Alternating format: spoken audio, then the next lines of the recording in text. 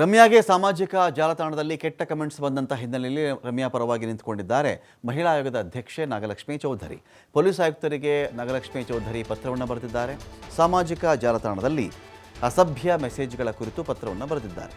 ಮಹಿಳೆಯರ ಸ್ಥಾನಮಾನಕ್ಕೆ ಧಕ್ಕೆ ಆಗ್ತಾ ಇದೆ, ಇಲ್ಲಿ ಕೂಡಲೇ ಇದನ್ನು ಸರಿಪಡಿಸಬೇಕು ಅಂತೇಳಿ ಪತ್ರ ಬರೆದಿದ್ದಾರೆ. ಮತ್ತೊಂದು ಕಡೆ ದೂರು ದಾಖಲಿಸುವ ಬಗ್ಗೆ ರಮ್ಯಾ ಚರ್ಚೆ ಕೂಡ ಮಾಡ್ತಾ ಇದ್ದಾರೆ. ವಕೀಲರೊಂದಿಗೆ ಚರ್ಚೆ ಮಾಡಿದ್ದಾರೆ ನಟಿ ರಮ್ಯಾ ಅವರು.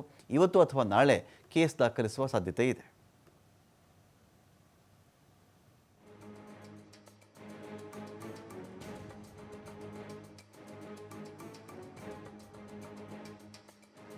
ರಮ್ಯಾಗೆ ಸಾಮಾಜಿಕ ಜಾಲತಾಣದಲ್ಲಿ ಕೆಟ್ಟ ಕಮೆಂಟ್ಸ್ ಬಂದಂಥ ಹಿನ್ನೆಲೆಯಲ್ಲಿ ರಮ್ಯಾ ಪರವಾಗಿ ನಿಂತುಕೊಂಡಿದ್ದಾರೆ ಮಹಿಳಾ ಆಯೋಗದ ಅಧ್ಯಕ್ಷೆ ನಾಗಲಕ್ಷ್ಮಿ ಚೌಧರಿ.